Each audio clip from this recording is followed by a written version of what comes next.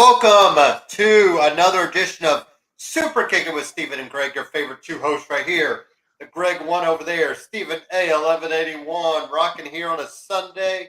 I got a little bit busier yesterday, so I didn't even tell you off air camera, Greg, my story about my friend in the airport, which I'm sure you hear all the times, but had to take her to the airport, her and her son, and we get just pulling into the airport, the departures side, and she gets a call saying, "Oh yeah, your plane doesn't leave till later on this evening."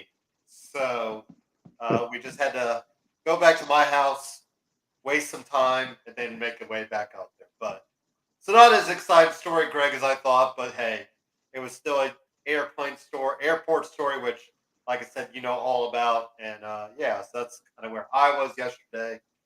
Why we couldn't do it yesterday, and we're here though.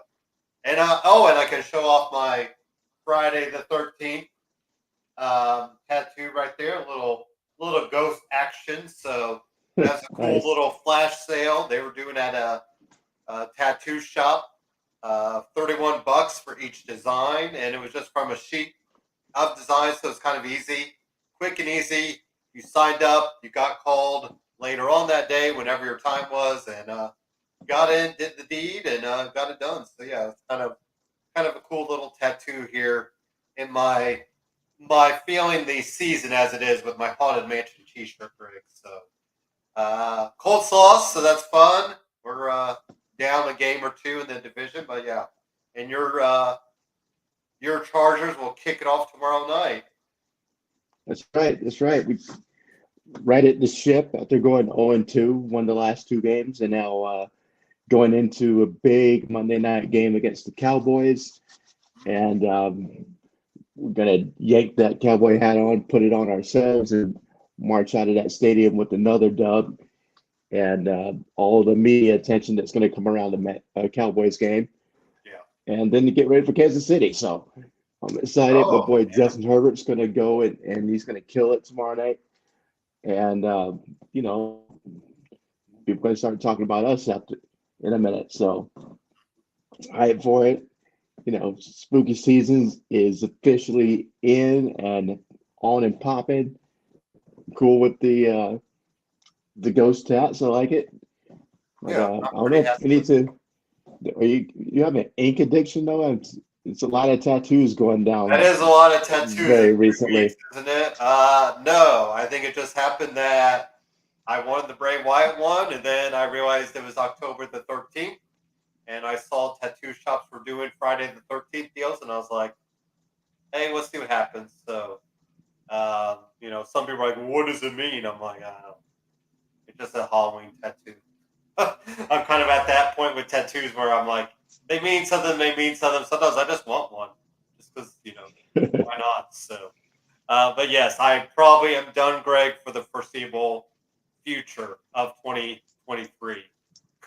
We'll see what 2024 brings if there's another Friday the 13th happening then. So, and yeah, that's the thing too. Is like it was a Friday the 13th in October. There was just something kind of extra spooky about it, Greg. So it's like, and I kept looking over the designs. I'm like, man, those ghosts are calling my name. I'm feeling Halloween.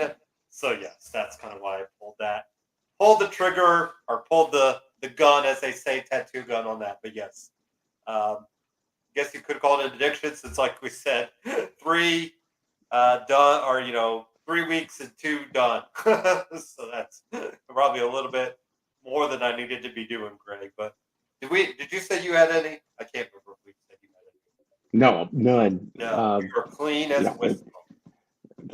this complexion is not conducive for that. You know, maybe in the next life I come back a little lighter.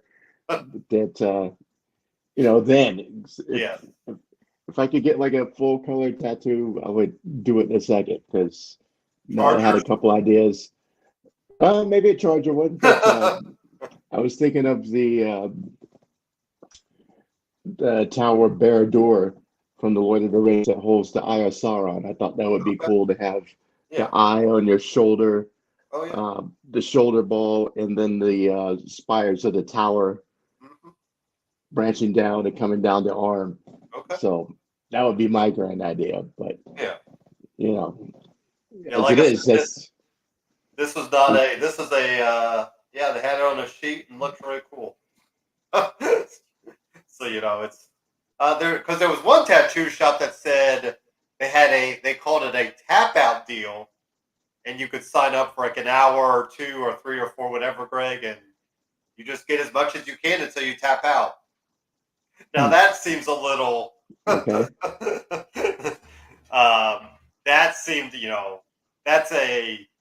that seems like that'd be like an addiction one. Like, Yeah. I just want to go in and see what I can get done. So at least I put a little thought, like the guy that I got, and the tattoo, this ghost, the guy that tatted me up, it was his ghost on a sheet, and he said he's never done it on somebody. So I felt pretty cool to be the first person to have that done. So yeah, Okay. what they essentially, like I said, how it worked was they had flash sheets with about 12 or 13 designs on A through F sheets, and then they had their 6 tattoo artists, and I didn't know any of them, so I just signed up for time and or signed my name, and then they would text you as they got closer to your time. Because when I got there at about 11, there was already a line, or probably, well, sorry, I got there before 11. There was already a line about halfway down the little strip mall center. So then you would just sign up, and so it was a little, hard to know. Like I couldn't decide what to do with the day because, I could get that text message saying, "Okay, it's your turn. Please come back in 15 minutes."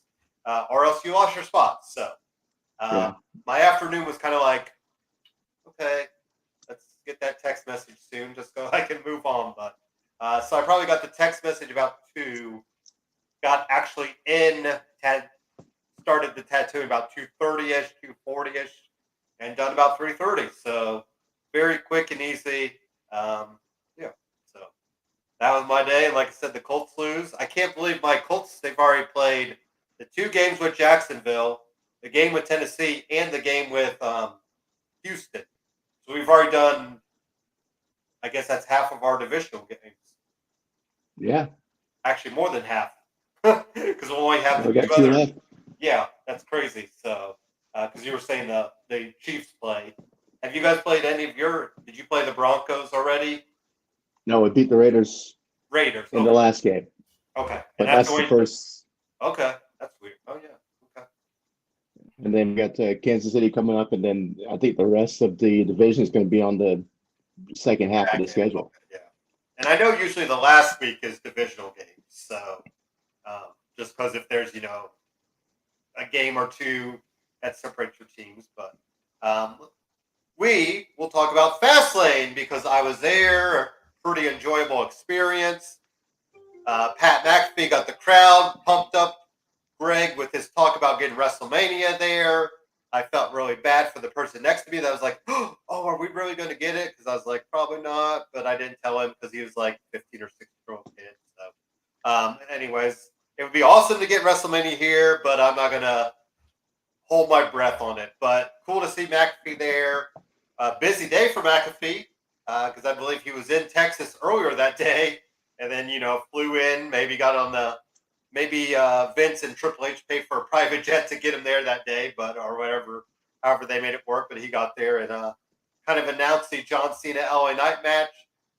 Greg, very surprised at the beginning. Cody Rhodes, Jey Uso, our new undisputed tag team champion. Sorry.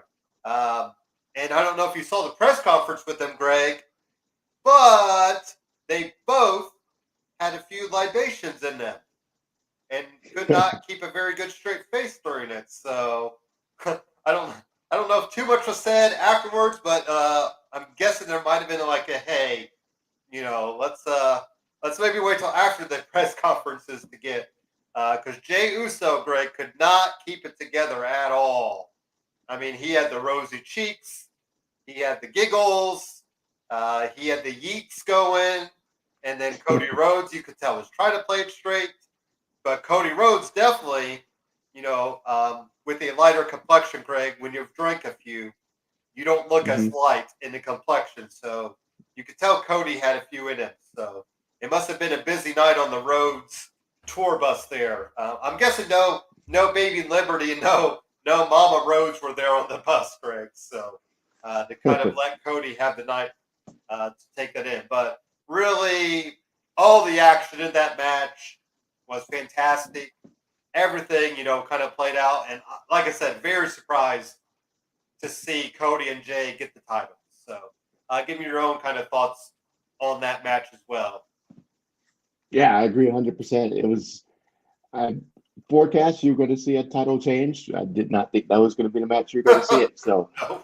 um, it was a nice surprise. You figure with Judgment Day, you're going to get the typical Judgment Day shenanigans. Everybody in the clique running in, JD running in, and that's exactly what happened. Everybody ran down and um, did their part in the, let's distract the referee over here and shenanigan over there. And um, there was enough backup to, thwart them and end up with new champs. So big surprise. I do like it. Um, it does distract from the, finishing the story narrative that Michael Cole was talking about on Monday. Mhm. And then what's going to happen with Jay and the bloodline and that whole story.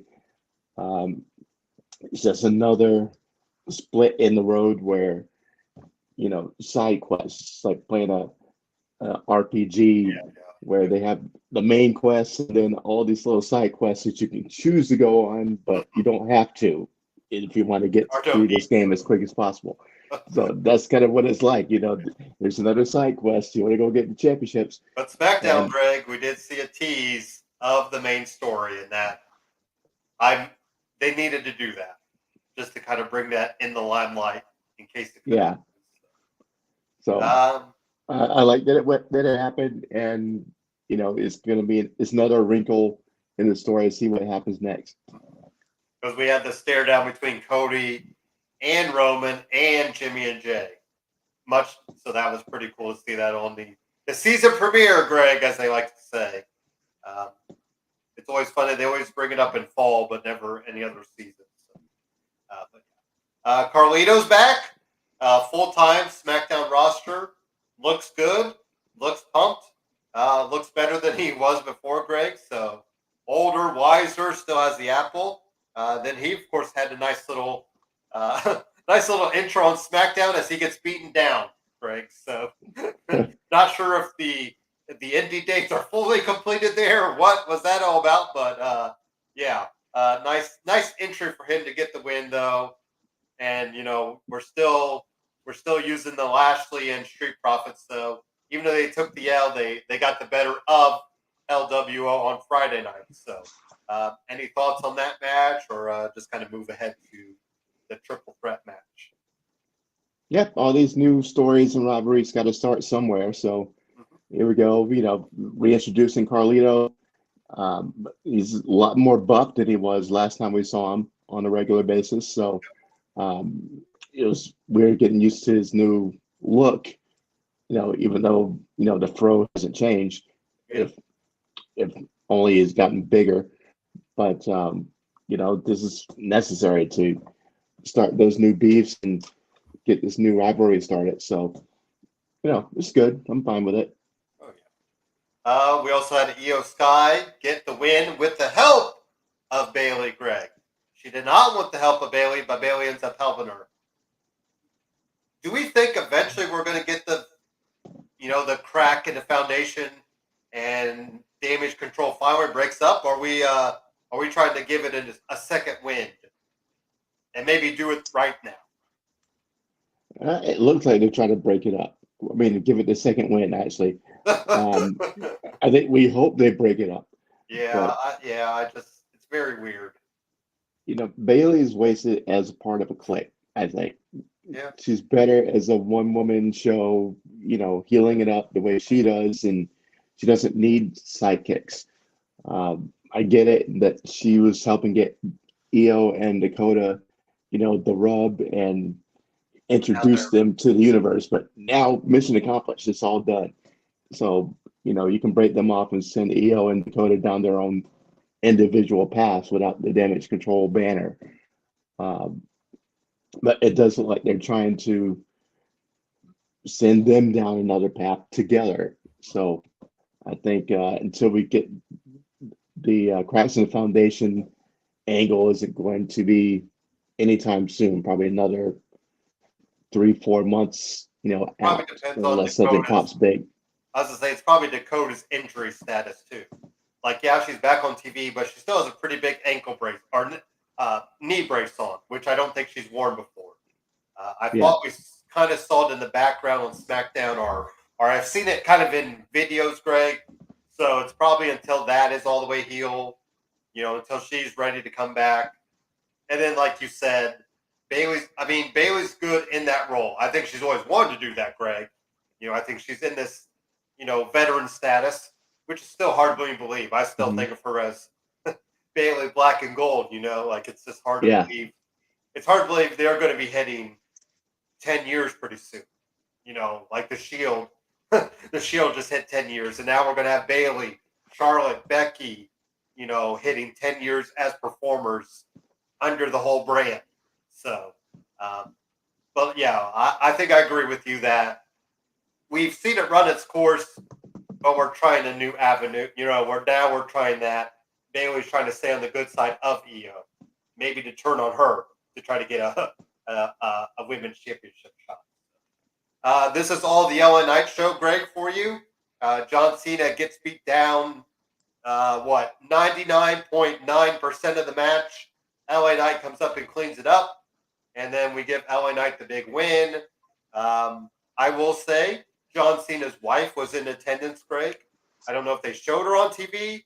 I doubt they did, but she was actually there. I was kind of surprised to see that, but kind of cool to see that little thing there. So John Cena, though, and LA Knight keep rolling, and LA Knight gets the big win, and he's off and running to try to take Roman Reigns down, Greg, because I feel like that's going to be the true test. This might be the Matt Riddle test, and Matt Riddle screwed it up, and now LA Knight's like, F that, I'm going to do it. Even a losing effort to Roman, he's going to be on another level. And I think, next year, if he's not a world heavyweight champion or, WWE champion, next year, Greg, maybe around this time, then something happened along the way. Yeah. Let me talk to you. Whose game is it? Who doesn't love it? I'm loving that that push, that pop has not died down at all. It's still the biggest pop of the night.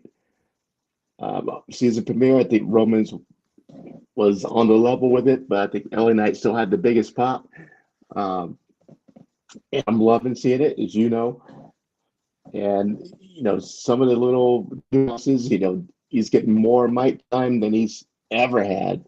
Even in smaller organizations, his segments weren't as big as they are right now. So it's more time on the stick, more time on the screen, and I see him week by week getting better at it. I mean, I can think back to the promo he had with the Miz, that first one, and Miz owned him.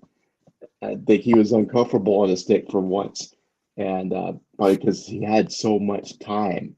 Yeah. And everywhere else it's been in and out. 5 minutes done, and you're talking about getting 10-minute segment. Yep. That takes a minute to wrap your brain around and get conditioned for. So, as a person who's done stand up live in front of an audience for on a regular basis for a little while, I know what that feels like, and it can be it can get you if you're not mentally prepared for it. So I've seen his progression, getting more comfortable, getting better, and thinking on his feet, not stuttering over words. We've seen that happen a couple times, and now he's in the big leagues. Now he's standing there with Roman Reigns with a microphone in his hand, and Roman used to be that guy where he was the one stuttering on the mic, and people were clowning him for not being able to cut a promo. Yeah. Now it's the other way around. Can he hang with Roman, who's become amazing on the stick? So the stick word cannot be understated. So, you want people, salivating when they see these two guys standing face to face. But if they can't deliver and, big up their match, on the stick together, you're going to have nothing. And they did it this time. They were great. The back and forth was perfect. And as this rivalry starts and builds, they got it's on them, and more importantly on LA Knight to keep that momentum going, keep those promos rolling, and sell the crap out of it, because the the time is right for him to really next level. Like I said, even if he doesn't beat Roman, being in that match with Roman puts him on that top tier. So that's what we've been clamoring for. That's what the audience is all so down for. This is the guy we've chosen, and he needs to, step up and come through. So nobody's going to be watching it closer than me. So do I think he's going to get the championship yet? No. Do I want him to? You know it. But, he can do great for himself by showing up and showing out. I'm guessing we get it because Crown Jewel's coming up soon in November. I'm thinking we get Solo and Roman against John Cena and LA Knight this time. Since Jimmy couldn't get the job done, Roman wants to prove that he can get it done. And then, when do you think we get the actual one-on-one for Roman and LA Knight? Royal Rumble? That sounds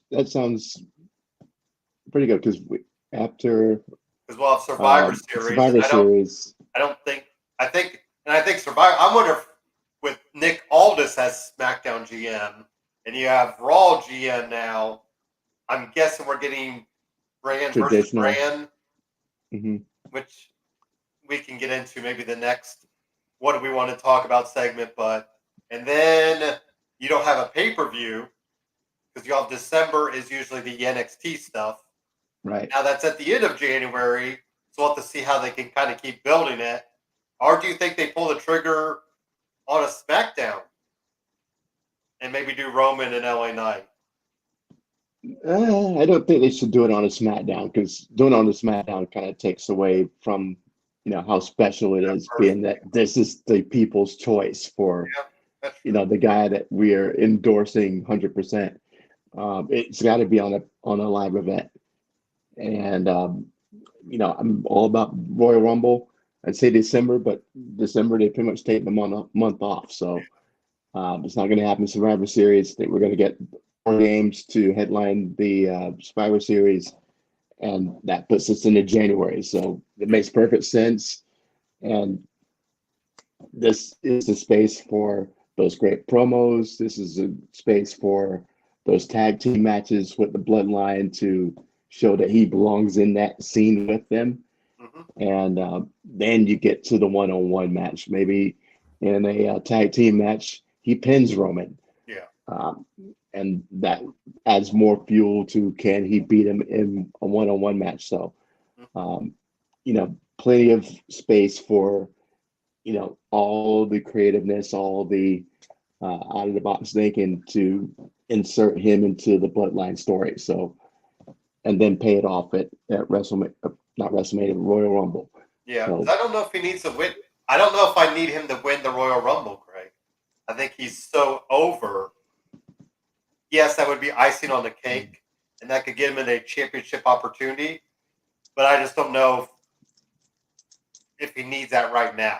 Does that make, I know that's kind of bad to almost like, but then again, what are you going to do with him at WrestleMania? So it should be very. That's it. Go ahead. The Rumble's how you get over. With the crowd, but he's already way over. He is over as you can get. So you don't need that win to put him there. He's already there. So that makes perfect sense. So I guess we can get into it because I didn't really have anything on this next slide. But so if we get brand versus brand, we got to throw NXT in there too, right? Because you kind of have Shawn Michaels as positioned as a head of there, and I think he'd want his. So I think I'm okay, Greg, if they go brand versus brand with NXT involved and War Games, but I also hope that we get some stakes with it. Like, you can draft somebody from it. The winning brand gets a draft pick, or something like that. So, then again, it was interesting how Nick Aldis said, "Well, I'll see you at the draft." So you also wonder, is there a draft coming up out of nowhere that we don't know about? So, so what are we thinking, Greg? Are we just going to throw everything at the wall and give us brand versus brand versus brand War Games, or do we think it might just be brand versus brand, or what do we think? A champion versus champion, maybe? Which would be your cup of tea for Survivor Series, besides CM Punk coming back at the end of the night? um, yeah, good call on that one. I think Yeah. definitely that it should definitely involve NXT. It's not going to be in the War Games match. There's not enough pieces from NXT to throw into that match and have it make sense. So that's definitely going to be the, Bloodline Judgment Day against, the five, baby faces for War Games. But what they've been doing is, having the NXT champion, the North American champion involved in the mix too. Yeah. Maybe defending their belts on the show, and maybe throw a main event or main roster talent in there too, and have three ways.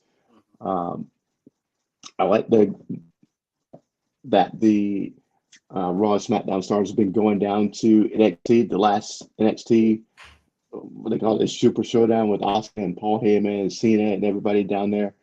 Undertaker was awesome, and having them intermingle with NXT gives more reason to involve them more often, because we're starting to see it now, and maybe they start a story that you can elaborate upon on the in Survivor Series. Yeah. So throwing Braun Breaker on the show, why not? Throwing Carmelo on the show, absolutely. And so now they're building those bridges to have them included in the show. So I think that's part of the reason they're doing that. Plus, they need to add some, more spice to NXT. But yeah, definitely NXT needs to be involved. But as far as the brand supremacy part of it, I think they're going to be involved to that end. But having their champions involved, having a special attraction like Braun or Carmelo have a match on this card, absolutely, it's necessary that you have to do that. Yeah. I mean, I guess you have enough main event talent, though, to throw a 4-person team. If you put Ela, Dragunov, you put Mello Hayes, you put Braun Breaker, then maybe Trick. I guess you could throw a team in there. Maybe you make Dom part of NXT since he's a champion. So, yeah, I'll be interested to see. The latest, it's been said about CM Punk. There's no talks happening, Greg. But you know how people love to pick every little thing that's happening. So apparently CM Punk was on announcing the other night, and announcer alluded to something about Survivor Series in November, and somebody noticed that War Pigs was playing in the background, which is a Survivor Series theme song. Mm-hmm. So that's that's where we're at, Greg. The wind blew. CM Punk is coming. I just breathed a breath of fresh air. CM Punk's coming, but now, and it's funny because people are like, the rumor or the biggest talk is they're not talking. Well, you really think Vince McMahon's stooges are going to leak out that yes, they're talking to CM Punk? Like, do we really think someone is going to let that, the fact that Jade got out, that's Jade, you know what, like, they wanted that to get out, Greg. This thing is going to be kept, if it is happening, if it's not happening, it's going to be kept between maybe Triple H, Nick Khan, and Vince McMahon, and then CM Punk. Like, those are the 4 people who know about it, and, whatever's happening there. But I guess too, if you think about some brand supremacy, it'd be hard to shoehorn CM Punk into that. Like if you do a Seth Rollins Mhm. match and he wins, and then you're just like, I'm the best in the world. Boom, you have that. You play the Yep. song. So it'll be interesting to see which direction they go. I'm just afraid that the crowd is going to hijack the crap out of it, just because there is so much smoke to it, Greg. So, um, and I don't know how you can't combat that. Even if you say you could say that night, you could have Michael Cole be like, CM Punk will not be here, and you'll have stupid people like me, Greg, say, "Oh, okay, well, of course Michael Cole's going to say that." So, but Right. anyway, and like I said, there's definitely people who know. I mean, I think the fact that it's even leaking out that they're not talking, there's an inkling of my okay, it's coming. So Yeah. It doesn't take that much talk. I mean, they don't need to talk. I mean, I'm sure they have each other's phone numbers. A text, "Are you in?" is would be enough. And like, so then it doesn't require sort out the gory them details later. exactly. I mean, And there is a little bit more though with all the past though, and that's I think Punk and Vince and Triple H would all need to sit down for that. true. But at the end of the day, what's it about? Money. Yeah, And there's no doubt that he draws the money, yeah, and all of a sudden he's free and available. So, um, you can put the beef aside in the interest of everybody getting paid. yeah. Um, and you can pull out all those real life scenarios and play them out on TV, which makes it even better. And, ash it out for all of us. And, it's about creating that division that we are the superior brand. We got the top stars. And, you know, WWE is only now acknowledging that AEW is a threat Yeah. of any kind. So, they've acknowledged AEW, and, you want to show that they're the B brand. We're still, number one by a long shot. And look, we got CM Punk here. He couldn't make it work down there, but he's our guy. And yeah, And I think he's full of himself, Greg, to the point of CM Punk thinking he wants to go there to prove Tony Khan wrong. I mean, CM Punk is that guy. He's got that big mhm. enough chip on his shoulder to try to make things work. So, uh, yeah, it's going to be an interesting time. And like we said, next year, with AEW contracts up, I mean, MJF's the big one, but I think there's other little dominoes, Greg, that Yeah, could really, absolutely. switch sides. And, Sheamus, he could end up Drew McIntyre. We don't know. Maybe they do see what Edge is doing and think, why not? We'll jump over there with Edge. So, yeah. How about some stuff from Raw? Speaking of Drew McIntyre, um, he's had quite the turnaround in character, Greg. Just out for himself. Beats, JD McDonough.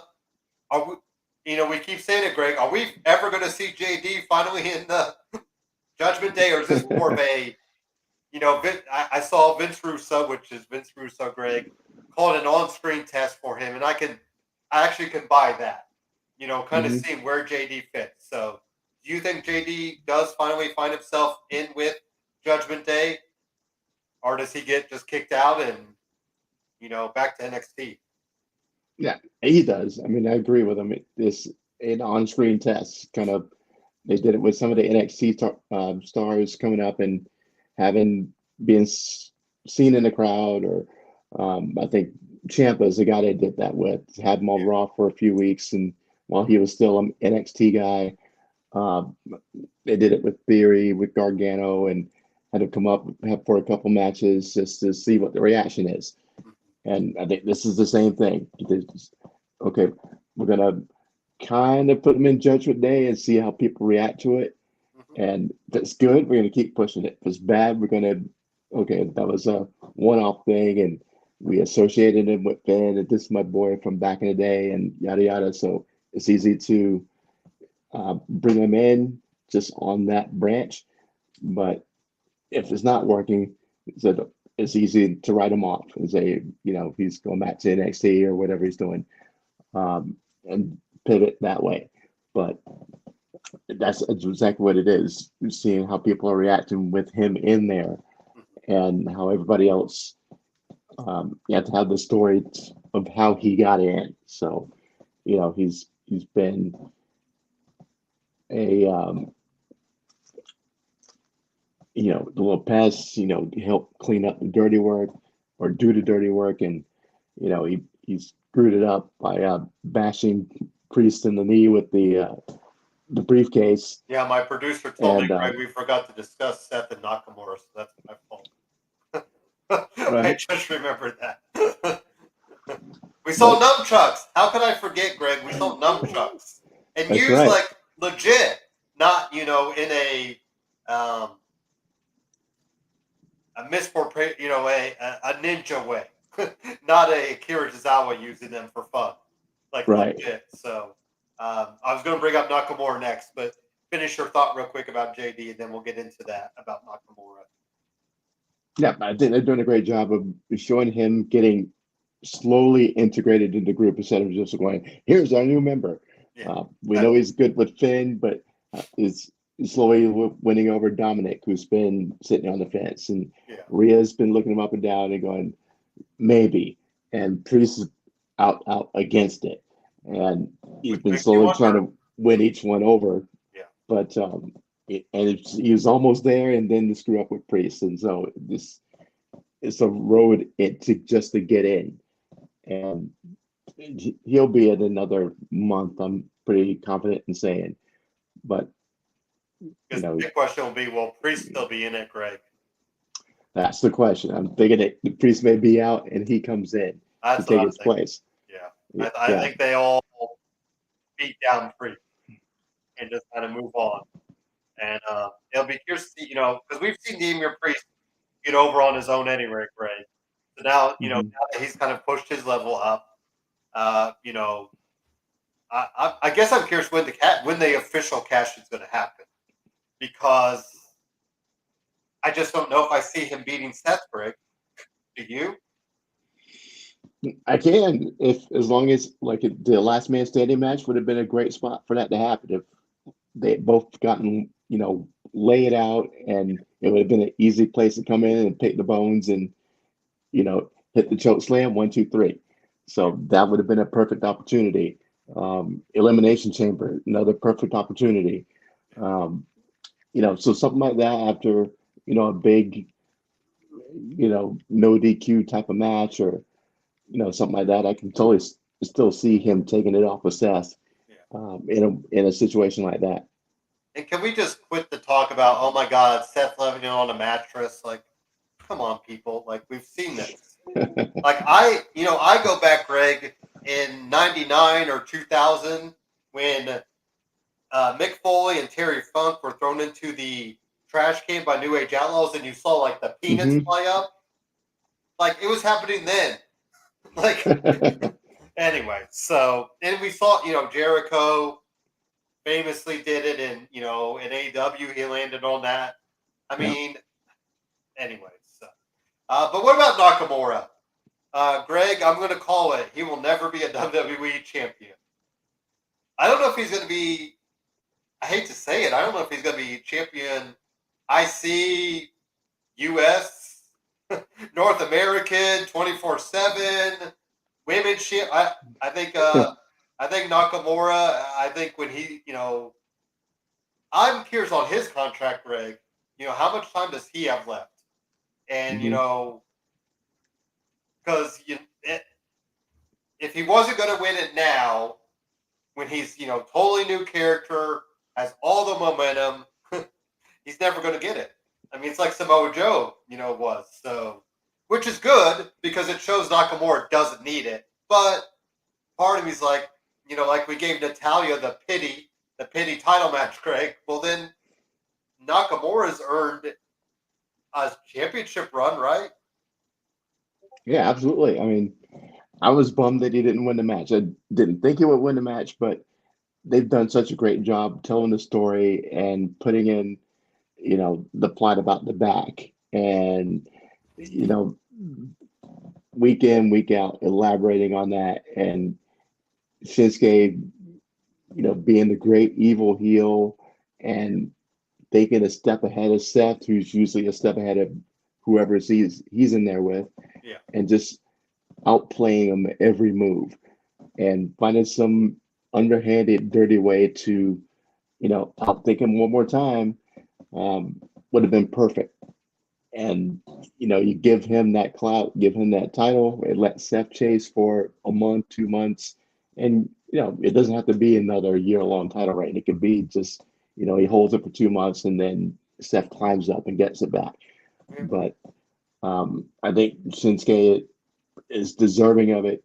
I think he should have got the win because there's so many ways you could have gone and, have him win and Seth lay more into the whole, the back issue and, drum up more of that sympathy from the audience and make that return match even bigger, just so big. So much they could have done with that. But now he goes and wins, and now the story is dead. He's back, or Shinsuke is back to a match with Ricochet. So, as much as I love Ricochet, it's a big step down. It's a big step up for Ricochet, right? Yes. Yeah, sorry. Yeah. Step up for Ricochet, step down for Nakamura. Yeah. Nakamura's, he's going to be a gatekeeper, I feel like, from now on. Just maybe like the Natalia role. When you need him in a title match, you'll put him in, Greg. But, yeah. So, and we also did see Seth Rollins, him and Drew McIntyre at Crown Jewel, Greg. So I'm almost curious if we might get a cash in there, just because they've been teasing it so hard, about it. But I still think I see Damian Priest failing the cash in, and that's what gets him kicked out of the Judgment Day. Calling it right now. Book it, Greg, as they say. Book him, Dano, for all of our Colombo. if we have an audience, Greg, of Colombo fans, I hook them in. All 10 people. I'm sure. All 5 people. Anyway, but I'm good with Drew getting the title shot. Even though Drew, I still think Drew needs a big moment at some point, in front of a crowd. But I think I'm going to call it, Greg. Damian Priest will cash in and fail at Crown Jewel. I like it. As long, cash in, yes. A successful cash in, no, because we don't want that moment happening in Saudi Arabia, because I'm sure they know what Money in the Bank is and what the significance of the briefcase is, but I don't know if that reaction, that response is going to be, what it deserves. So as long as it's not successful, yeah, sign me up for it 100%. Yep. And then you get rid of the Money in the Bank cash in angle. And I was pushing for the, the full on Drew heel turn. So it makes Seth's victory even more pronounced. Yeah. Because Drew's just been kind of, the hero's getting beat down. I don't care. And, he hasn't really done anything heelish yet, but, him, pulling out the tricks and, being a whole heel. Yeah, going in business for himself, as they kept saying. Exactly. Stopping Dominic from handing the briefcase to Damian. Like, yeah, that sounds almost a face turn, but it's heelish because you care about yourself. You don't want somebody else to get that title shot. So. Exactly. Yeah. Ivar picked up a win with Valhalla back. I haven't seen when Eric is due back, but Eric must be on the show for a little bit. How about the Hoss fight, Greg? Looks like we're going to get all the 4 women: Shayna, Rhea, Raquel, Nia, and better batten down the hatches and reinforce the ring for those 4 women, Greg.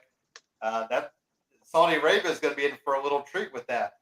Quite the match there. So, what are we looking forward to about that match? I hope they impress me. I don't have much expectation for this match. Yeah. It's four women who really aren't going anywhere. Yeah. So I hope they can have a fantastic match because, I love when the people who aren't getting much, time on air or, take that moment and use it to really shine. And these women are classic examples of that. I can't get with Raquel because she just seems too, goody two shoes. Even when she tries to be, angry and it just comes across, forced or fake. Yeah, that Um, I do see that sometimes. Shayna, she's kind of in the same mold, even though she's more believable as the badass because, she did that in Yes. NXT. Um, Naya's just got back and, she could use, and she's been doing a great job of, showing that she's, how dominant she is and these girls can't hang with her and things like that. And then you got Rhea. Um, and so you wonder how a match with these four odd pairing or odd people are going to work in one match. So it could be magic, it could be the opposite of magic. So It's not going to be a hard. It's not going to be a fast-paced match. I'll say that right now, Greg. yeah, agreed. We might need a, just kind of sit back and take it in. So, Kevin Owens, Sami Zayn got their rematch, Greg, and now they're off on their separate ways. How do we feel about that? Surprise. Yes, very surprised. CKO is the mystery person that been traded to SmackDown. I was like, what? And Yeah. the Kevin and Sammy experiment ended without them at each other's throats or one destroying to the other to where he could wrestle again for another 6 months. Not So even at least, goodbye. yeah, exactly. I mean, that was very out of left field, and uh, we've already seen KO and Roman cross paths and Mhm. have great matches, but I don't think they're going to go back to that well anytime soon. So it's a curious choice, but We'll have to see if they both can hold their own too, right? Like, is Sami Zayn's still going to be as over without, he was obviously the lead up to um, the match in Montreal, but he also had Roman on the other side. Now we're going to have to really see the test mhm. for Sami Zayn. So, Big Bronson Reed picks up the win too. So, am I? Do I need to do hashtag for Gable for IC champion, Greg? You might That have to is that because starting to that ship is slowly sailing away from us. it looks like it, but they have some long term uh, thing happening with him. Um, Do they? once he had three chances and he failed them all, so um, I I don't mean, see you where they got to go. pay off his daughter crying, right? I mean, like that story is just tailor made. True, but But yeah. yeah, Anyway, we'll see. It doesn't look like it's happening anytime soon. Becky Lynch defeats Tegan Knox. Looks like Xia Li, Greg. She's still a thing because I Apparently, didn't. she is. She's been I in didn't know no she was titles for even a on long time. Raw. How about that? So, I mean, this is the good thing. This is Becky Lynch as NXT champion. If you're going to get a woman like Xia Li, maybe Maxine Dupree gets a shot, at the title just to kind of get her. Mhm. Like, I'm okay with Becky being that champion. And then when you want to do, a short feud, like they did with Tiffany, they kind of give it a little more juice, and you do that. But I think in the meantime, Becky Lynch, not even calling out these women, but these women coming up to her. Yeah, Like we said, Xia Li, like where's she been? So yeah, we um, forgot she existed. I thought she was still on SmackDown. So Cody Rhodes and Jey Uso did get the win. They're doing the Cody 1D cutter. I think that's what all the D's are. It's a lot Yeah, of D, Greg. So they pick up the win. Yeet is going to be on a shirt soon. You can mark my words. And Just because yeah, Roman says he hates it. Yeah. he does hate it. I mean, that'd be a really good one that says yeet, Roman hates. Like that's what she said type deal. But yeah, so let's get into NXT because you had Cody Rhodes as the guest manager, I guess he was, Greg, for quite a bit. So he announces the return of Dusty Rhodes Classic. Obviously, he announces the Bada Bing, Bada Boom Battle Royale. Thanks to the family, and he books an NXT title match. And he said there's even one more announcement, Greg, that got lost in the shuffle that hasn't happened yet. So I believe he'll be back next Tuesday. So good way to use Cody, right? I mean, he was on-screen presence and booking matches, and being on there. So yeah, it makes total sense that the when you think NXT, aside from Black and Gold, the next thought you have is Dusty. So yep. who better to have making announcements and making appearances than the son of Dusty. So I like that he was down there and GM for a day and representing the Rhodes family. He's going to get nothing but cheers. He's going to get everybody on the edge of their seat because what's he going to have? What's he going to talk about? So to steal his phrase. And of course, bring back the Dusty Rhodes Classic, which I think it's been a couple years, right, since we've seen it, or maybe a year. I don't remember it happening last year. I don't think it did. Yeah. But having, not just a men's Dusty and a women's Dusty, but a tag team Dusty too. Mm-hmm. Yeah. So I don't think we've ever had a tag team Dusty. Yeah. Or have we? No, we have. Yeah. That's where it all started. Because remember, that was the Finn Balor Samoa Joe. They won the first one. Right. Yeah. Yeah, I was like, we've never had like singles, like a Dusty Rhodes Men's Classic or Dusty Rhodes Women's Classic. So, all good things. And we get 3 Dusties happening at one time, pretty much. So, who's not going to like that? Brawling Brutes picked up a win.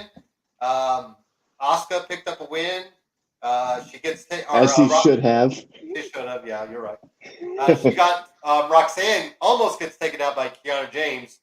Shotzi makes the save, Greg, and she will be back with Scarlett to be the host of Halloween Havoc. So I'm all good on that. I don't know if you know, Greg, but Shotzi and Scarlett have a YouTube series, kind of like Ghost Hunters type deal, that's been debuting this month. So I'm kind of cool with them doing, little spooky stuff for night 1 of Halloween Havoc. Any thoughts there? Well, first, thankfully, the right move was made in the match with Asuka and Roxanne, because that would have been a whole different mood when we started this show if it had gone the other way. Roxanne picks up a win. Yeah. The hashtag would be up. As it is, it still needs to go up because I still think Asuka's getting the treatment she deserves. Yeah.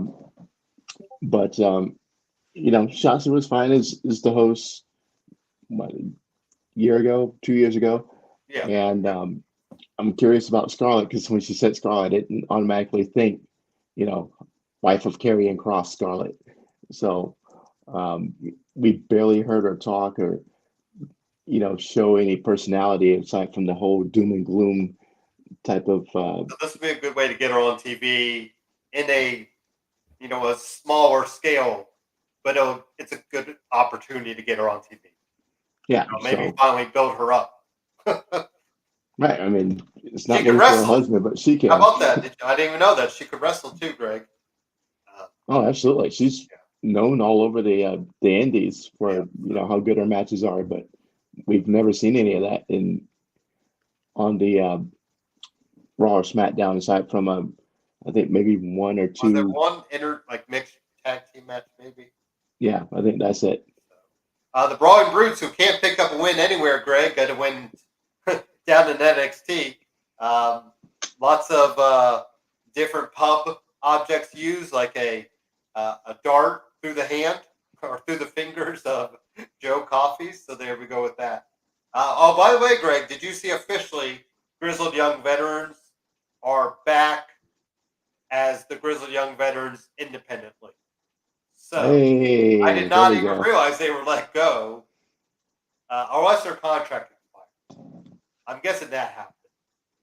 But if you get on Twitter, you can see they put out a vignette announcing their return. So you can book them and all Nice. that good stuff. So yeah, happy to hear that for them. Yeah. Some people will say, "Oh, I mean, they were still over Greg as they kind of got screwed with the whole schism thing, but they still got to be Grizzled Young Veterans for a little bit of time down there. Hmm. So I'm not going to say they were, not booked correctly, but you could say the schism part is, yeah. Because we also saw Paul Heyman with Ava, Greg, and the little bloodline segment. So I called for that before too. I think that's Yep. interesting there. So, but Braun and Bruce pick up a win. Dragunov picks up a win with LA Knight as guest referee. Nothing beats a sleeveless referee shirt with the vest, right, Greg? Hey, that's right. He made that look good. Still Will Smith's line. Somebody said they were hoping he'd pull out the Shawn Michaels short shorts for the referee suit. So Lola Vice picks up a win. Carmelo Hayes picks up a win. Nothing beats Braun Breaker getting taken out by Undertaker, Greg. But the fact that Braun Breaker got to eat that, I'm perfectly fine with, because Hmm. that said all it told me. They WWE strongly believes in Braun and Carmelo, or they don't have them with the people they did and having Hmm. them featured with Undertaker. Some people are like, "Oh my Absolutely. god," you know, I I'd rather get chokeslammed by Taker than eat an L to Baron Corbin. But I'm not in the camp that, oh my god, Braun Breaker is so screwed now. Like, that's just idiot talk. Nah, this is what it's called paying your dues. Everybody does it, and it is the hugest honor. You know, if you talk to them It was off LA Knight. camera, and He ate a choke slam from Taker, right? With Bray yep, Wyatt. yep, and this is like you said, it's an honor for these guys to take these moves from somebody who's as much of a legend as Undertaker. Yeah. If you get to stand in the ring with Undertaker, you somebody, you did something, and they don't just throw scrubs into the ring with the Undertaker. Um, it's not the '80s anymore. They used to, but Yeah. um, this is a whole different time, different era, and if you're going to stand in the ring with the Undertaker and say anything in the mic to him, then you have the endorsement of the company 100%. So, Braun, I'm sure you talked to him off camera that he'll tell you that was probably the biggest moment of his career right there. And I want Paul Heyman and Braun Breaker together. I think that'd be a really good pairing. Oh, And absolutely. there was a picture of of Jade and Paul Heyman. Just give you the dangerous alliance, Greg. Give Paul Heyman all the clients. Because can you imagine if he could be working with Jade, as an up and coming, you know, rising, star, work with Braun, still having Roman and the bloodline. I mean, oh my God. And then Ava. Then you have Ava there too. I mean, that is quite the plethora of talent that he could just meld with. Yep. Being a fly on the wall of those plane rides or backstage talks, Greg, man, those three would just be ridiculously well done. Well put together for that. So, Yep. And they're the ones that need people or somebody yeah, like that's what I'm Paul like. to Yeah, I think speak for Braun them. definitely. We'll Hmm. have to see if Jade. Jade can hold her own at times. I mean, and Braun can too, Greg. But I still think to start out, I'd like to see Braun paired with somebody who can not speak for him, but help hype him up, because he Yeah. does seem like he's going to need that extra aspect. Give that Lesnar type of treatment to him Yeah, where he just yeah, accolades, accolades, accolades, and yes. Braun just stands there and broods and And he mean can mugs talk into when the he needs. camera. Yeah, like if he needs to. Hmm. Um, so yeah. Speaking of SmackDown, we had Pretty Deadly, Elton Strong, Greg, back with his wheelie chair and shenanigans. That injury segment really, the little injury thing. I'm like, okay, is this real? Because man, they were taking forever. So I don't know if they were just, really milking it, Greg, or the timing was off. But Pretty Deadly gets the win, and we're off and running with Pretty Deadly. Hopefully, getting back, back in the good graces because they were on a little roll there. Yeah. Before Elton had to hit the shoulder wrong, it was out a few months. So I'd like to see them kind of pick up ground. Bailey picks up a win. I was kind of surprised. I'm kind of surprised with that win, Greg. I think Selena getting a win here and there is not a bad thing, especially against Bailey. So, any thoughts on kind of those first two couple segments? It was entertaining. I mean, I saw the comedy with a Pretty Deadly match, and um, some days I'm in on him. Some days I'm like, this is the worst thing I've ever seen. Um, the whole, needing a wheelchair when he had a shoulder injury. I kind of, You I know, actually, I love laughing that. I just laugh about that in spite of myself because Yeah. like, it's so stupid, but Well, the it's idea, good. and then the segment where they're like, he's pretty much rehabbing everything but the leg. I Yeah, mean, but the shoulder. Sorry, like he's like working the legs out and working the arms out, and checking his head. But it's like they're not even worried about the shoulders. So, uh, yeah, I think they're going to be a really good tag team. So, and then Charlotte, coming in to kind of help out Zelina. That's okay. But the big story, Greg, was Jade and Charlotte had to stare down. yeah, that Um, was good. so I'm guessing Jade goes to SmackDown. Because if you're going to be on Fox for the time being, Greg, I think they want the most eyes on there. So I'm thinking Jade is on SmackDown, until SmackDown moves back to USA. Yeah, I laughed at how when she walked into Pierce's office, Charlotte was already there, and Jade walks in, and then kind of like almost out of her shoulder, there's Triple H, like Paul does when he's standing behind Roman Reigns. He just, Trying to you introduce know, them. yeah, Well, somebody joked they're like but Triple H is 6'4", and then you have Jade and Charlotte are 5'10", and he had to, kind of squat down to make them look bigger than life. so that was great. I mean, it just like he appeared from out from behind her, like Oh she yeah. was 2 feet taller than he was. So that was funny. And then, their very quick interaction. Jade says, "It's my pleasure," and Charlotte says, "It will be." And I was like, "Oh, And there I we know go. who you are. First shot fired." Like he wanted to introduce them, and Jade's like, "No, I know who she Yeah. is." So, Or um, Charlotte said so. oh, sorry, yeah, Charlotte, yeah. So, So, I'm thinking Jade will be on SmackDown for the time being. Speaking of Triple H, that wasn't the only thing he did tonight, Greg. He did bring Nick Aldis in officially as GM of SmackDown, and Kevin Owens got traded. Kind of a wonky way to get Nick Aldis on TV, Greg, but it eventually happened, and I'm curious to see it. It's somebody joked it's all about the NWA because Adam Pierce was a former NWA champion, and now Nick Aldis was former NWA champion. I'm really. You wonder if we'll just see if he's going to try to get Mickey James a job back. I guess because that's his wife. So we'll see if that happens. right. Yeah, that was the last name on my bingo card as far as who would be a general manager of SmackDown because, um, He you know, kills it in the ring.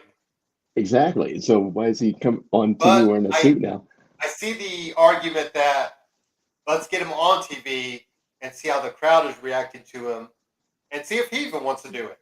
Maybe he's Yeah. okay with just, taking a break from wrestling and, getting, just trying his chops elsewhere.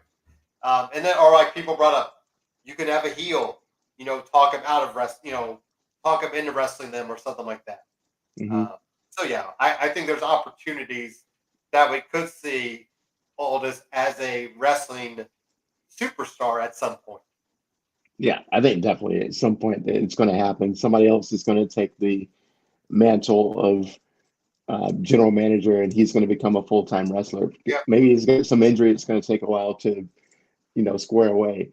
But, nobody's seen hide nor hair of William Regal for a while. And, there you go.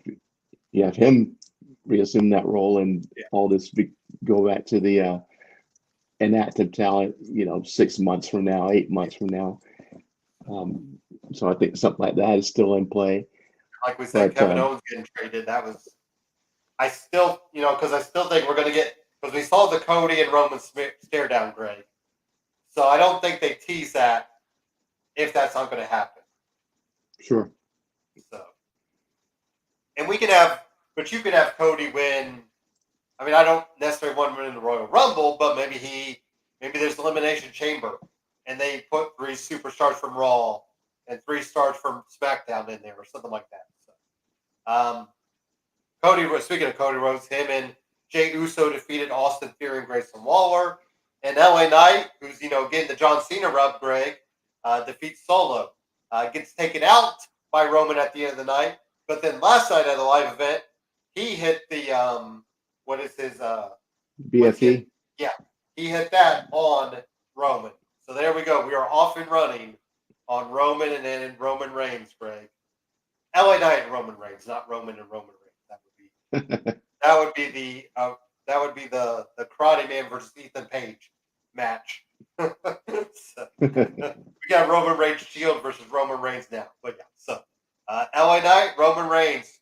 A year ago, Greg, I would not have foreseen that happen.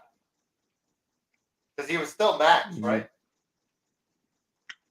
No, he was still he was in NXT as LA Knight. So okay. Wait, what a difference a year makes. So,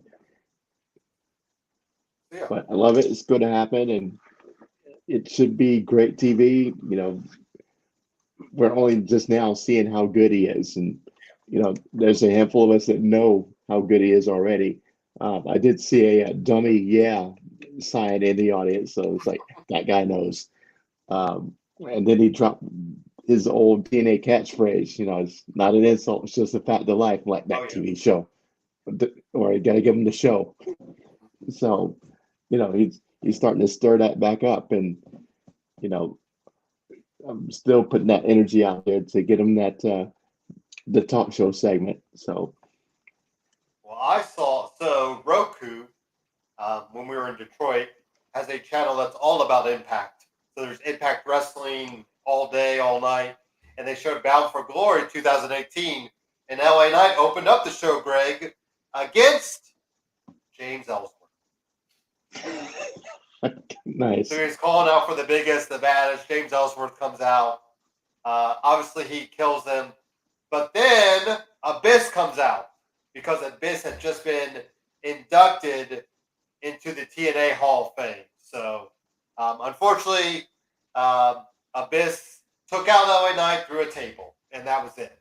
But anyways, that was kind of interesting to see LA Knight early TNA. Well, not early. I guess it was. I mean, the crowd was kind of into him, so it must have been his mid part of his career there. So, yeah, but if you want to see how great he is as a heel, watch those TNA days because he was amazing. So, all right, well, let's take a big, short commercial break and get right into some AEW stuff.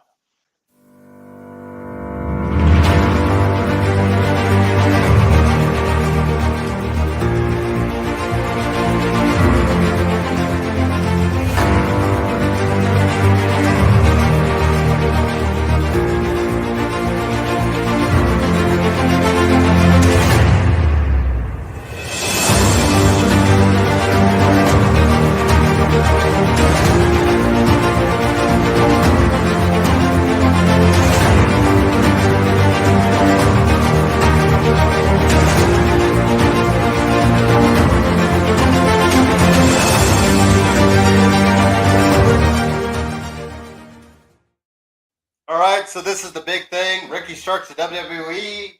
I think we're going to see that until he decides where to go, Greg. But I think all the signs point to him going there at some point.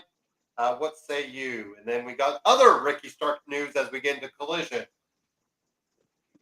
Interesting. He definitely fits the WWE mold, so I can see him um, as a fixture on SmackDown or Raw very easily. I Yeah. wonder if he starts in NXT just because um, he's not the Not as biggest name. yeah, yeah, I can see that.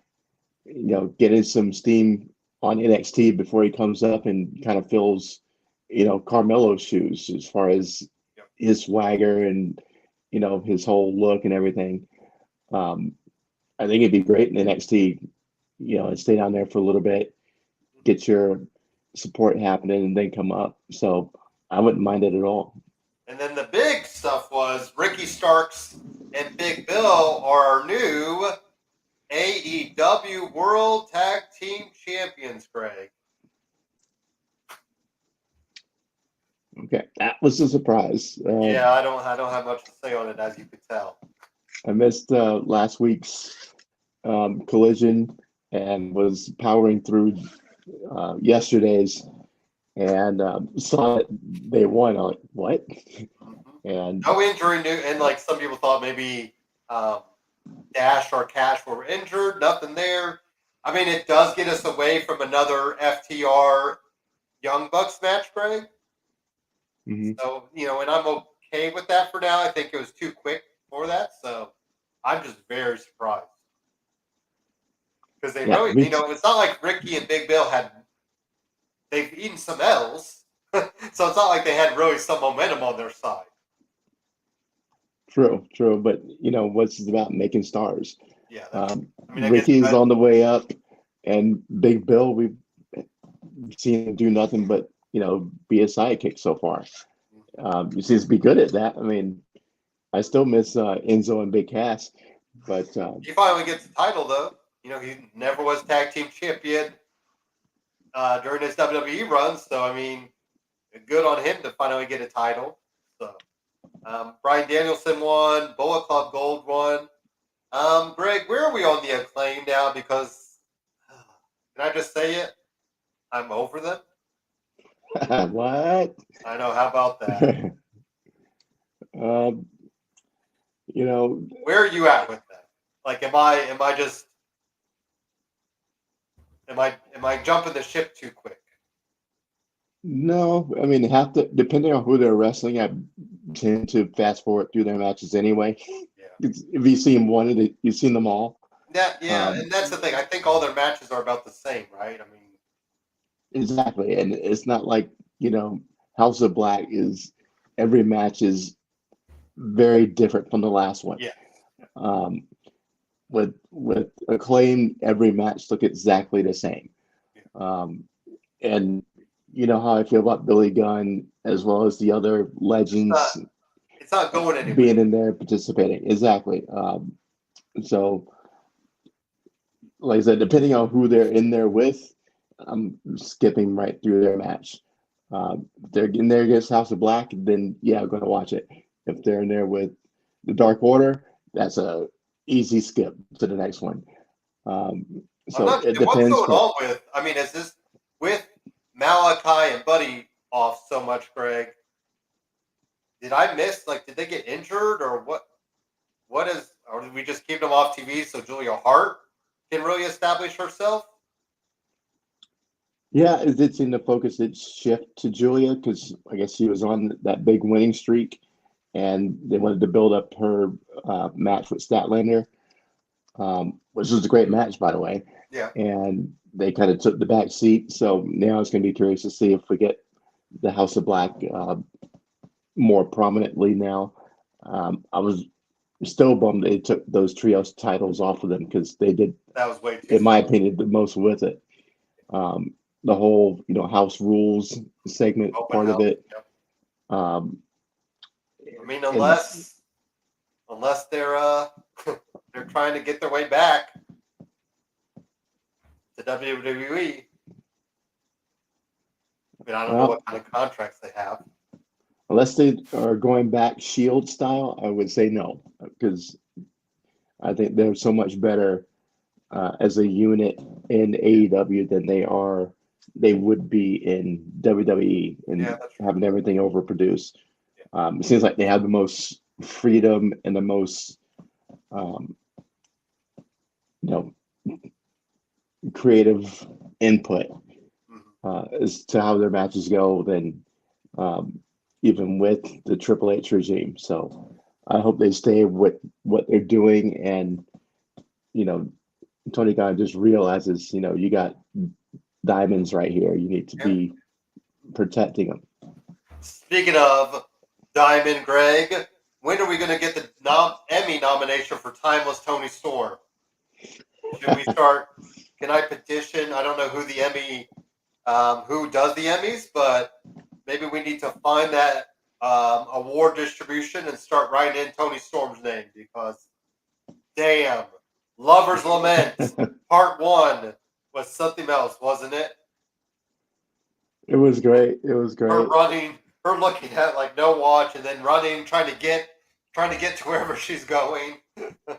But yeah, Timeless Tony Storm picks up a win, and Eddie Kingston picks up a win, Greg. So that was Collision. And on to, so we had Title Tuesday, Greg, and damn, did we get two title changes. So we had Orange Cassidy get the title back, sorry. Let's start there. Greg, this just goes back to my point that he should have beat Moxley. Yeah, I agree. I hated seeing this match to begin with because I love them both, and I wanted to see them, in a match where one of them was going to lose. It wasn't about the legitimacy of the back. Ray Phoenix's back, because it must be legitimate now because he lost the title. Right. So give him some time off and let him heal. But I'm glad Orange has the title back, because you can put other aspects back into motion. You got payback on the mind for Moxley being the one who took it off of him. Is Moxley just going to get it back? Is he going to get it back? Yeah.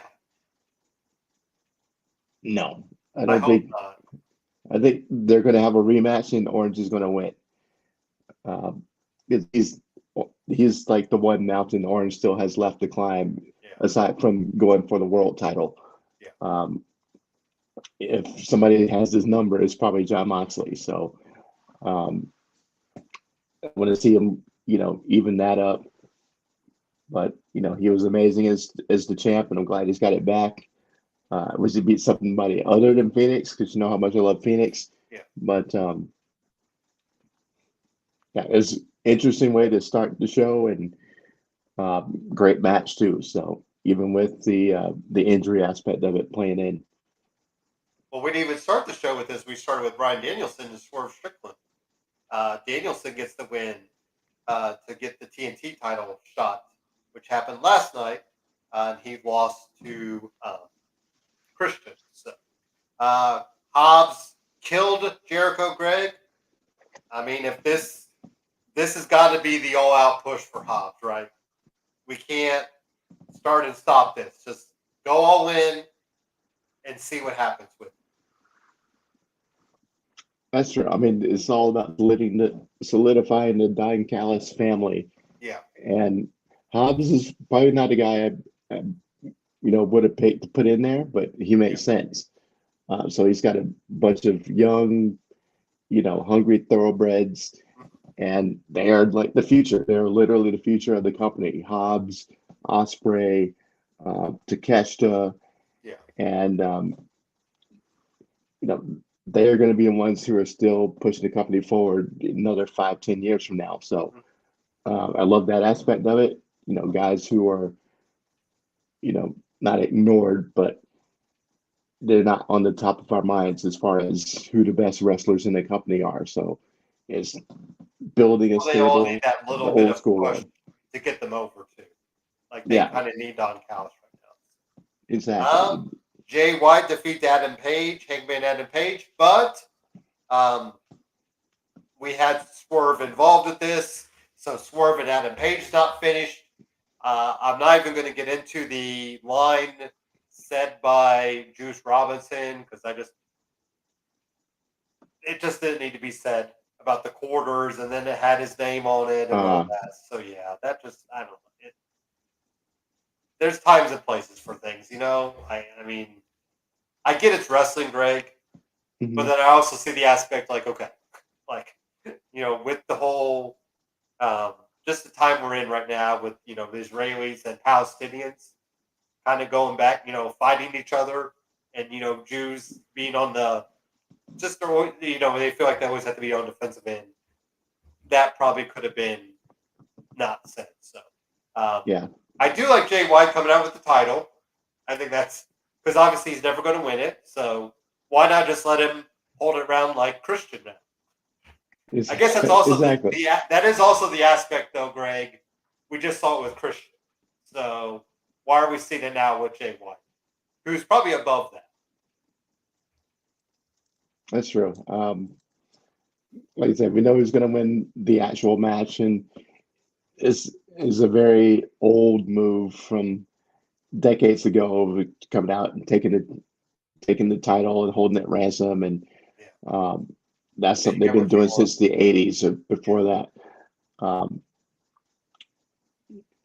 and there's no, I say wrestling justice as far as the general manager or whoever's in charge going, okay, give it back, yeah, yeah, and to just wait till the match actually happens.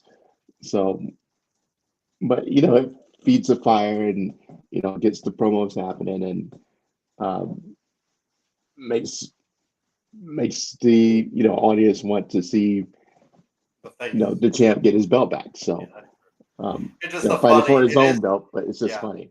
it is funny too because, like I said, they just almost they just did it with Christian. That now Christian got the actual title. And Sheeta, Greg, holy Sheeta. Now she's not a one-time, not a two-time, a three-time champion. Explain it to me, Greg, because I have no clue why. Do you have any clue? I What do we don't, do with because women? Like, somebody should is come and Saraya organize the hurt? women, Is because that why? you go to that because you figure that's all it could be, and if that's the case, why Sheeta? Because Sheeta's barely been around. She's been on a milk carton. Um, Brett Baker's still here. Um, That's the thing. I mean, if you're going to if, go the well, just go to Brett Baker well. exactly. There's so many. Shoot, Tony Storm. I mean, come on, man. Go back to her. The story is already there. I mean, and not Tony Storm, but Tyler's Tony Storm holding the title. How is that Yeah. going to look? Yep. Those vignettes would be amazing. Mm-hmm. Um, so, of all people, why her? If Soraya is injured or It's not like, something and is I'm not happening. trying to badmouth Sheeta, because she can work in the ring. Now, the mic skills, it's tough. That is probably the downfall. But, she doesn't need the mic skills if your work in the ring is, good enough to carry you. So, I don't Right. know. It That's just the seems, whole thing, is that nobody, I want to say nobody cares, but yeah. nobody's, when you ask a common AEW fan, who are your favorite female wrestlers, I don't think nobody's going to say Sheeta's name. I do. Yeah. I mean, it'd be a long list. It'd be a few names ahead of her. Yeah, she's probably not going to come up to. Right. I mean, I'd rather have Rio as champion. I mean, we haven't seen her in ages either. No, that's it's so hard to believe she was the first ever champion, Greg. I mean, not that doomed the women's division, but just True, true. remember how small that title looked. Anyways, oh But Rio. they do need somebody to organize the women's division, because Well, it I is thought a it was hot Kenny mess. Omega, but if this is the way Kenny Omega's booking it, Greg, well then, yeet, yeet, not yeet. Sorry, eek.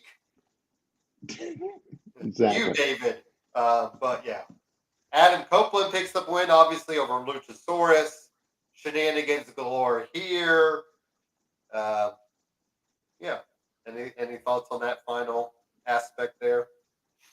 It is what it is. I wasn't expecting much out of this match, to be honest with you, but it happened the way it should be. That Luchasaurus dominated most of the match, and Yeah. then you know it's going to be hard not saying Edge now, Yeah. but Adam recovered and, after the shenanigans died down, gets the win.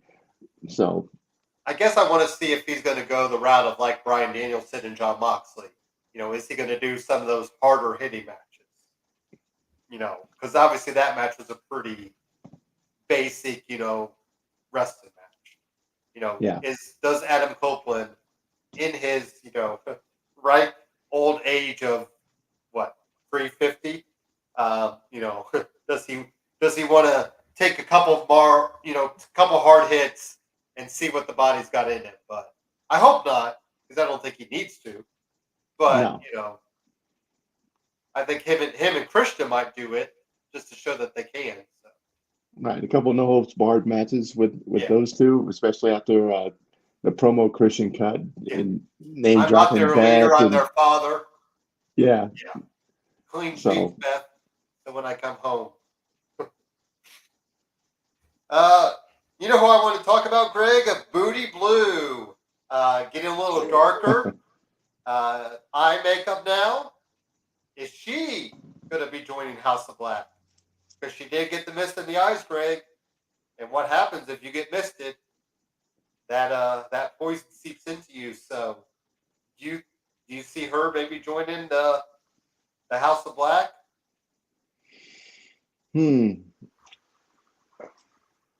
I wouldn't be against it because It worked out for we've Julia. seen exactly. It worked great for Julia, and she was doing the bright green cheerleader bit before turning it. Now we have sky blue, and I don't know. I think she looked good in all black and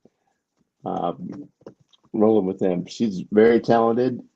She's paying her dues too. Eating all these L's on the way up. So, And she's over.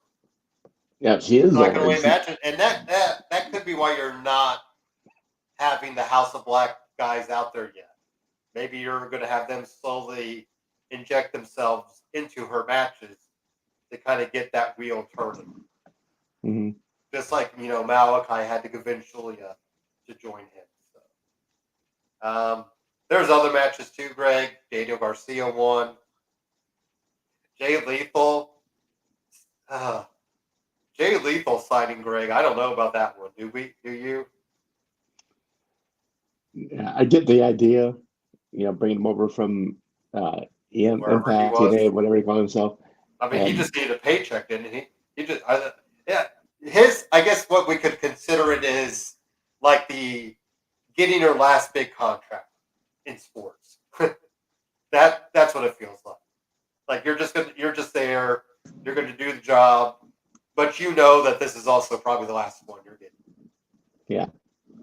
So I'm glad we've gotten away from the whole, Jeff Jarrett and. Well, they're still all a thing, unfortunately. No, I think we had the segment between like Jeff Jarrett and Adam Cole, like cutting the grass. I thought too.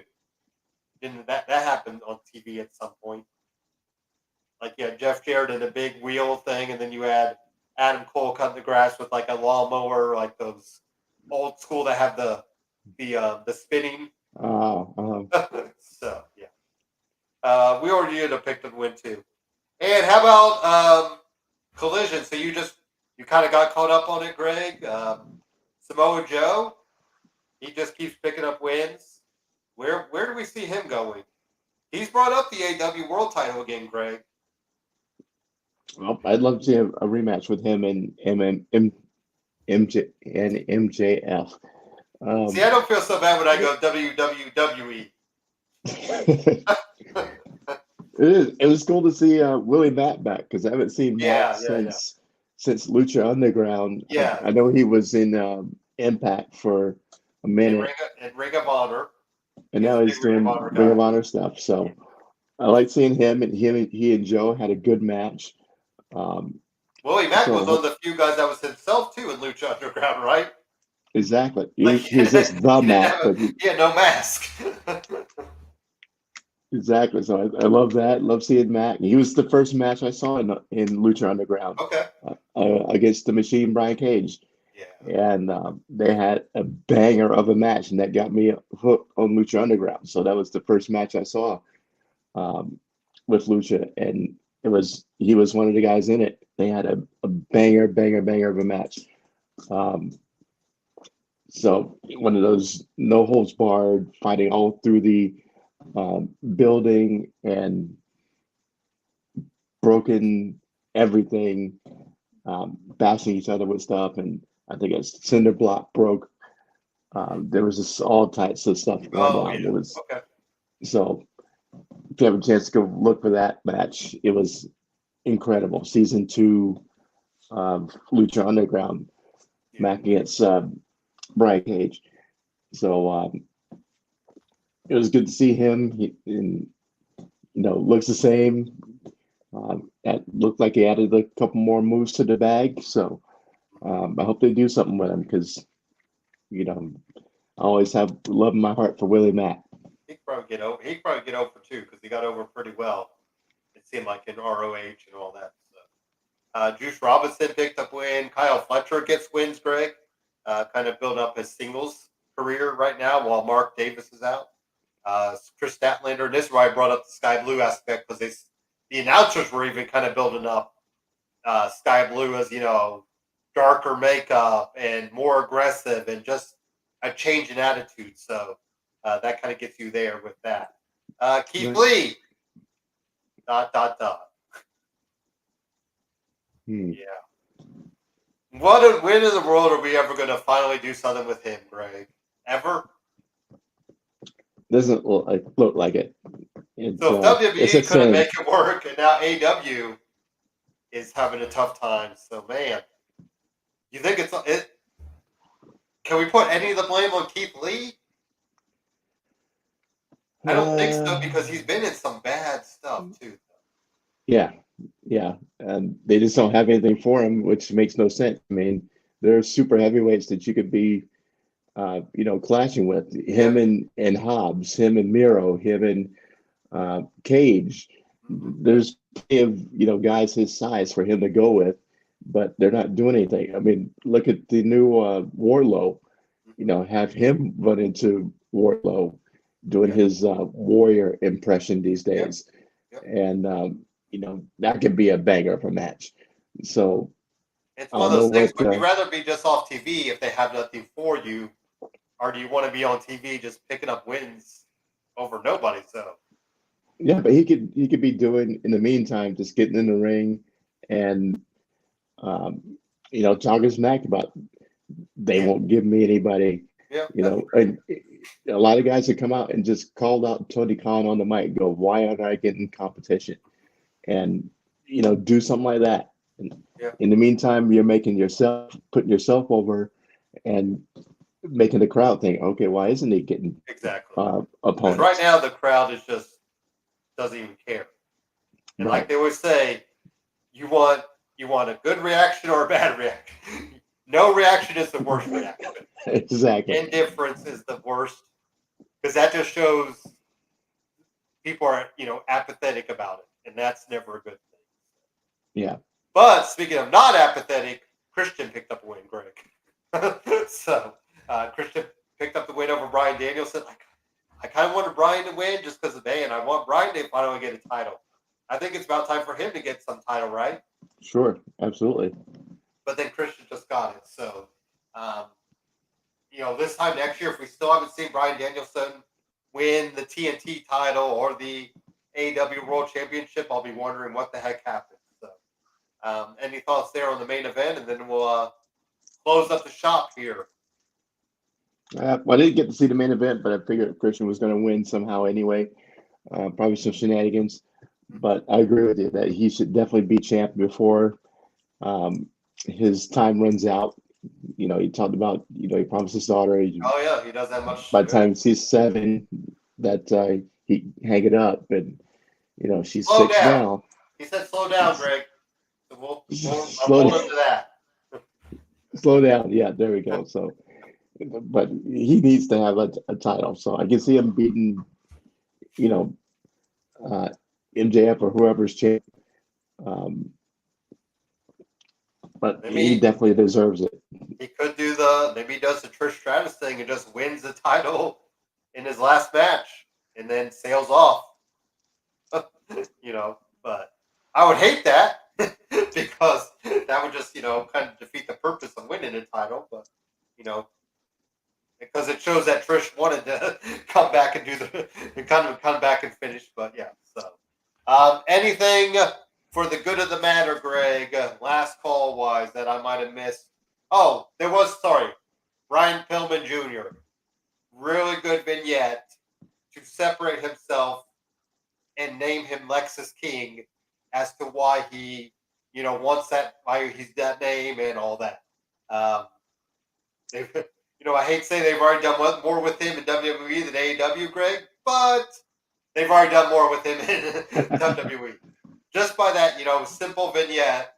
I mean, because, like you said, he was a freaking varsity athlete. I mean, that was his gimmick, for what? The whole AEW career. So, really cool to, have him, explain why he doesn't want that name, and that's why he's doing this thing. So, instead of just giving him a name change without nothing. So that is a really good call in that regard. And it's kind of cool because Lexus, I believe, is his stepdad's name. And then King is, and then Lexus is his sister's name.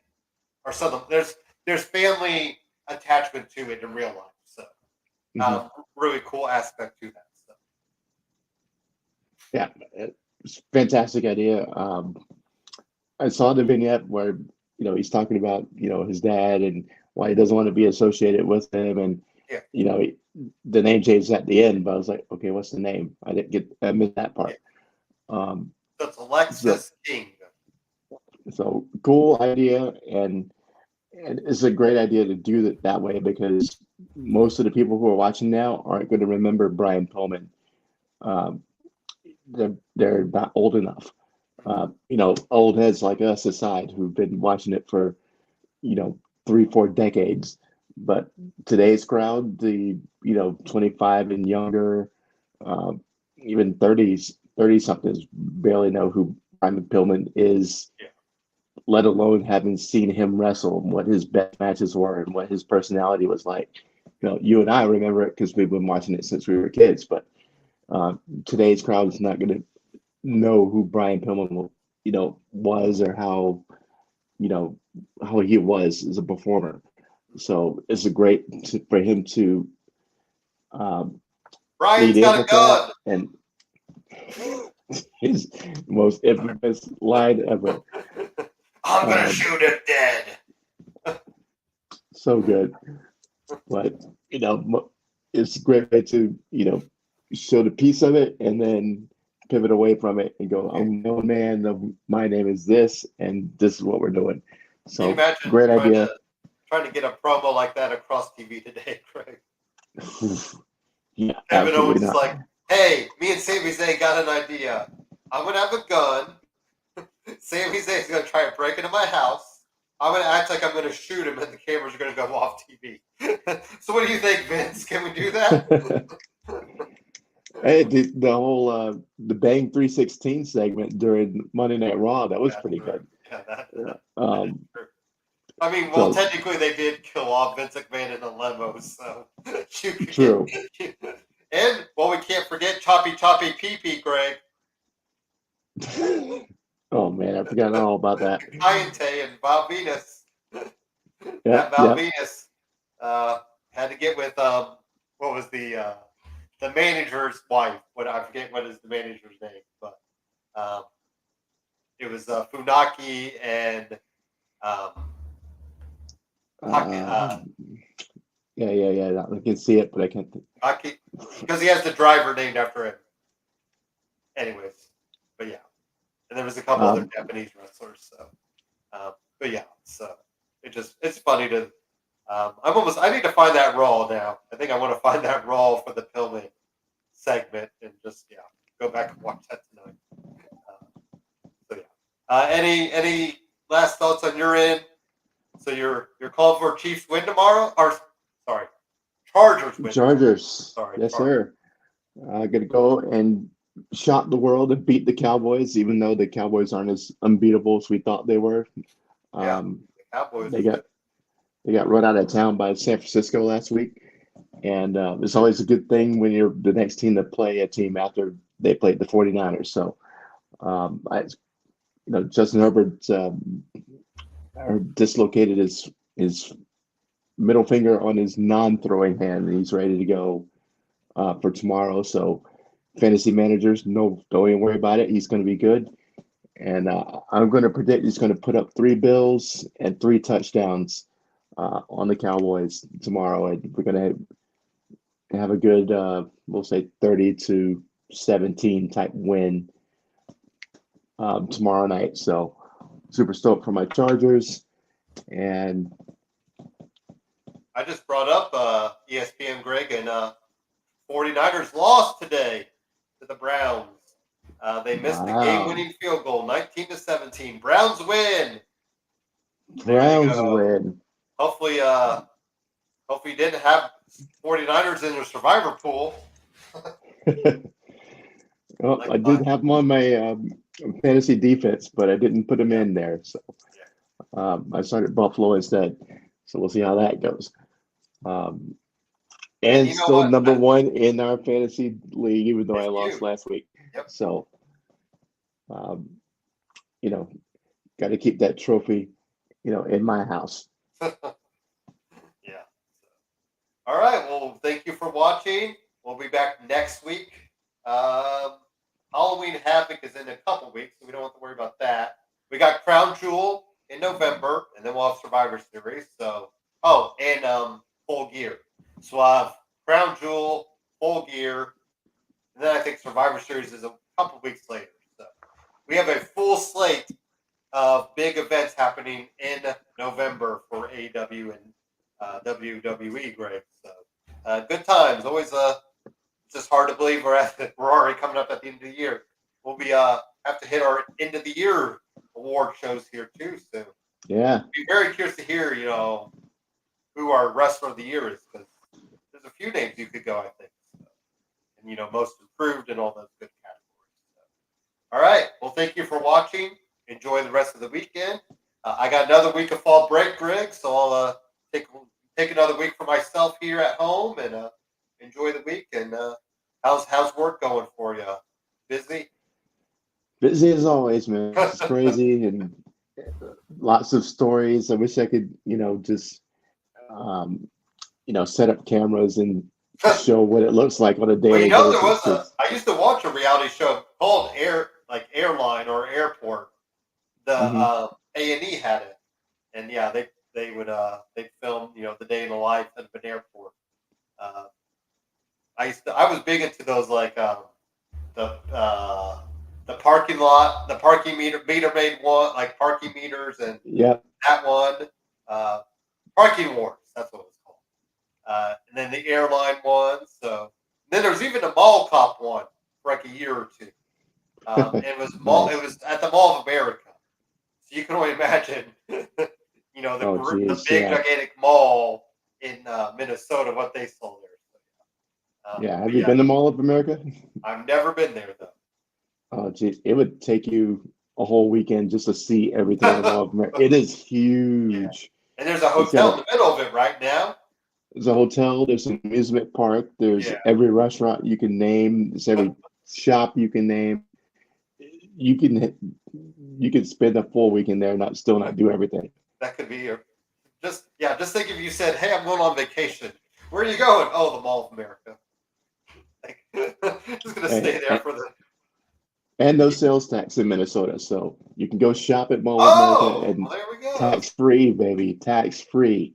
It's awesome. Greg, I always did have that hope, though. I know it's gonna sound weird. I always wanted to get locked in the mall one night, just for fun, and see what I could do. It used to be in the movies and TV shows. Every once in a while, there'd be an episode where the person would get stuck in the mall, and I'm always like, it'd be kind of fun to just see if you could. Of course, you really couldn't do anything if the stores are all closed, but right. I guess you could walk a lot, but yeah. So, like I remember Saved by the Bell, they were staying the night at the mall because they had to buy U2 tickets the next day, Greg. And then there was money that was found, but it was all part of a candid camera show. So they didn't even really win the money, but Nice. yes. So I always did want to be stuck in a mall though for some weird reason. I'm sure after like an hour or two, be like, okay, I need to get out of here. So, but did they ever have lock-ins like down by you, Greg, for like we have a place called Great Times, and you can stay the night there, and it's like a big go-karting and mini golf and arcade. Did they ever have anything like that down by you? Like when you No, were not growing that I up? was ever aware of. No. Because I thought about that. I was like, man, that's another thing. Like, I don't know how they would pull it. I don't think they pull that off now. Like, can you imagine? Hey, kids, come stay the night with us at this, this little fun attraction place. Like, but hey, we did it. I never did it, but I always wanted to. So. I know I would have. We are way off. I'm way off the base. All right, in string.